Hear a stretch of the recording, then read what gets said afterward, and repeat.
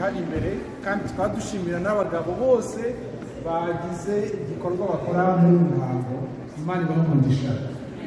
Uyu munsi rero ni umunsi babizi w'ababyeyi ofisiye muzabejo ariko departement cyangwa icyiciro cy'umuryango dufatanyije umuryango wa Samuel n'umuryango wa Isaac ndetse n'abagabo bose b'ururembo twishimiye kubagira nk'ababyeyi ndetse no kubagira nk'abamama n'abamama b'igihe kizaza Imana ibamugisha. Ubwo rero mugire ibihe byiza, Yesu abane namwe kandi mukomereze kuri Yesu Kristo. Amen. Mbere y'uko turangiza gukomeza abamama b'ejo muri uyu munsi ariko tuzagira amahirwe yo kwandikira mu mugambi w'ijuru. Icyo kintu giharanira ariko murabona ukuntu mwese mwasitani yose akagaragara mwese bimeze bite tugeze mu ijuru, umuntu wese abona abana be bafashe umufasha we iki Imana rwose ibibahira umugisha. Nshimiye aba bagabo rero iki gikorwa ka serivisi wakoze nubwo mufite uburabyo mwihangane maze mu mashyi maze mubashimire yuko bakoze baduhaye ka serivisi Imana ibamugisha kandi bishobora gukomeza kubaha gutekereza ku byiza mwaha abafasha banyu kugira ngo nabo bageze ku mihigo yabo. Dusenge Imana karangize hari utwadushye utange noneho kamurusha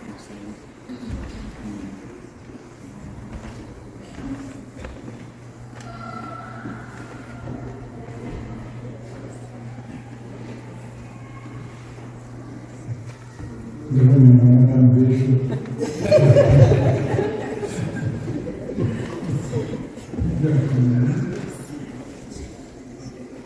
okay ngaho dusenga Imana. Uwiteka mu Imana yacu, Imana ikomeye, Imana ishobora byose, Imana idukunda urukundo tutabasha gusobanura, tuzarwigaho ubuziraherezo. Imana ubishimire. Ngo nubwo umuntu yafata ijuru akarigira impapuro, agafata amazi akayagira ngo wino yose abaho, agafata ibiti byose n'ibyatsi akabigira amakaramu, ngo ab'isi bose bakandika urukundo rw'Imana, ngo byose byashira ariko urukundo ntawe twabigeje. Mbega ukuntu uri Imana koko uri urukundo ntawakurondora, rushimye cyane. Mwami ndagushimira aka kanya keza uduhaye,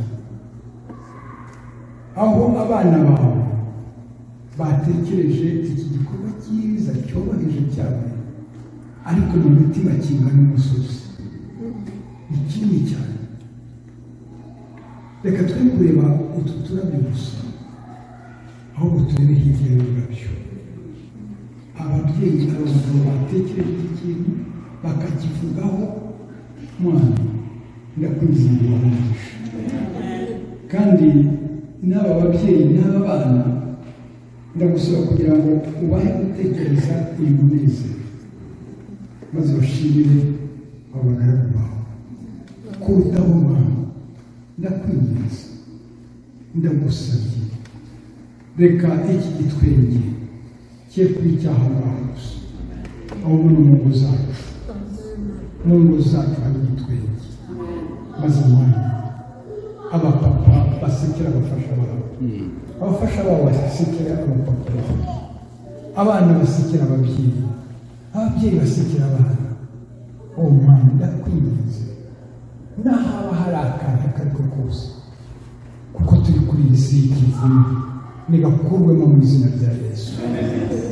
Maze Mwana umuntu wese yumva rwose, mbega kuba mu rugo runejeje, mbega kuba mu rugo ruseka. Mwana inyamaswa nizo zidaseka, ndakwinginze ngo uduhe, nubwo twagenda gukunda, uduhe guhinduka. Birashoboka, umwana w'umuntu arahinduka rwose, ariko ahinduye umwuka w'Imana ahinduka neza. Ijambo ryera ngo ntabwo umunyetiyopiya abasha guhindura ibara rye, ngo kandi nubwo ntiyahindura ubugondo bwayo, ngo ariko ku Mwami Imana byose birashoboka. Ndakwinginze, reka abo bana bawe maze bava aha bumva batuje mu mutima, bumva basusurukiye ku mutima, Yesu abuzuje. Maze Mwana Satani amumware, bamumwaze mu rugo rwabo, bamumwaze hagati yabo, abana ababyeyi. Yesu agaragara, ngo Yesu akunda kuhaba hari urukundo, Imana iramwenyura hari urukundo.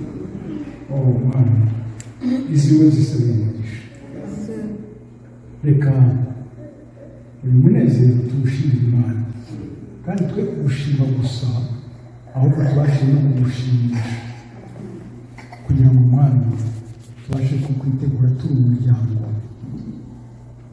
maze ubwo uzaza tuzazamukane n'abafasha bacu, tuzazamukane n'abana bacu, abana ndavuga n'abuzukuru n'abuzukuruza bazadukomokaho bose, kuko ijambo ryawe rivuga kugeza ku buzukuruza n'ibihe ibihumbi.